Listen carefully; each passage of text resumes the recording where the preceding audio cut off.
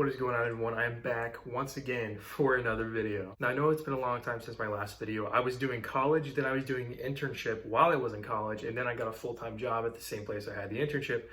So now I'm working the full-time job, and it's just taking a lot out of me. But I know you guys are so happy to see me back. Anyway, guys, we have some news to talk about because yesterday, I don't know if any of you guys knew this. You probably do because you might be following Rick Riordan or Becky Riordan on Twitter. But yesterday, Becky and Rick and maybe some other people that they're working with on the Percy Jackson reboot for Disney Plus had an important meeting with a bunch of top executives from Disney. Now, Rick and Becky were hyping this up. They were saying this is a really important step to getting Percy Jackson greenlit. And so all of us on Twitter, we were getting Percy Jackson trending, making posts about Percy Jackson, all this stuff. It was amazing. So they went to the meeting and, they had a meeting, didn't post anything on social media yesterday after the meeting, which was at 2 p.m. Eastern time. So I was thinking, oh no, what if something went wrong? What if the top executives at Disney didn't like the idea anymore? But thankfully today, Rick Riordan made a blog post on his website, which you can check at the link in the description that I posted. I got you guys back. So yeah, Rick Riordan posted some news about the meeting, and I'm going to share that with you right now really quick, kind of talk through it. So first of all, they met with the top execs from Disney Entertainment, Disney TV, 20th Century Film Studios, and Disney Plus. All of those top executives in one room. It was basically like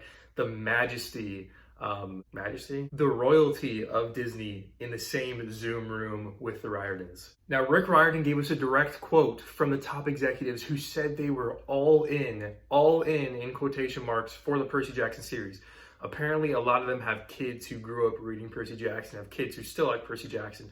So they want to do this just as much as Rick does, which is a really good thing to hear. The top execs know that there are millions and millions, hundreds of millions probably, of fans of Percy Jackson all around the world. So they know that making this TV show will be a big investment, but it will be a big reward as well because probably a ton of people are going to watch this. Most importantly, Rick Riordan is now more than ever confident that this show will get made. He wasn't confident in the past because it wasn't greenlit yet.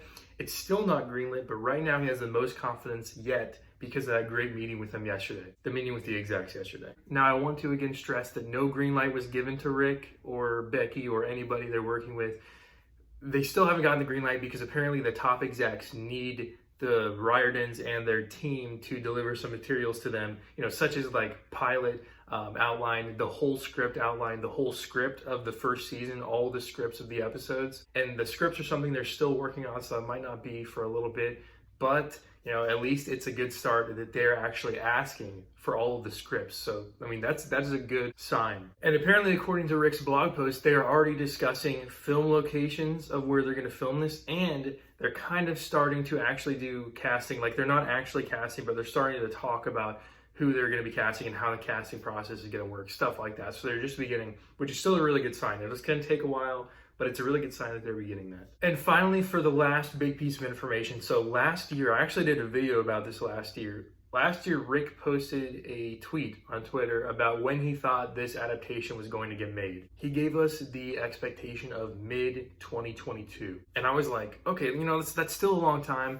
At that point, he made that tweet. It was about 2 years away. So I was like, okay, that sounds kind of good. But then the pandemic happened. And so then a bunch of stuff got delayed and stuff became harder to do. So now Rick posted on his blog post that a realistic expectation, while 2022 was optimistic, middle of 2022 was optimistic, now he can say that a realistic expectation is the middle of 2023, which when you think about it, that's still 2 years away. So now we're back to where we were last year thinking it was 2 years away, and now it's still 2 years away. But guys, if Percy Jackson is going to get made faithfully and it's done well, then I'm willing to wait 2 years for that. And hopefully, in the meantime, Rick's been touting how he might do individual books for a lot of the characters in his Riordanverse series, like Percy, Annabeth, Grover, Nico, all those people. How he might do individual books with their backstories, like when they were a kid and rising up in life and rising up in age.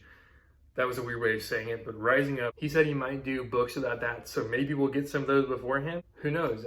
I'm still excited about that. And we still have Daughter of the Deep coming out on October 5th, which is in like a month and a half. So if you haven't gotten that book yet, get it. I already got mine like a month and a half ago. So I got mine like 3 months early. But that's the next Rick Riordan book. The last one we got was The Tower of Nero, which was the conclusion of the Camp Half-Blood Chronicles, as sad as it was. And now we're getting Daughter of the Deep, which is just a regular book. It's a regular novel. Still has to do with the ocean somehow. Rick is sticking with the ocean vibe, which is kind of cool.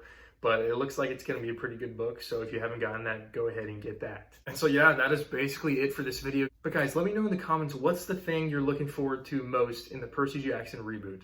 Let me know down in the comments. Some of our opinions may be the same, some may differ, but it'll be really cool to have that discussion. I know I'm just looking forward to seeing the chemistry between Percy and Annabeth. Like, it doesn't go too far in the first book, but seeing that, you know, kind of tension between them, kind of like we like each other, but kind of not, that's going to be really cool to see. So guys, what is your favorite thing in the series that you hope to see in the TV series? Let me know down in the comments. And with all that being said, thank you so much for watching. I hope you enjoyed the video, and we'll see you next time.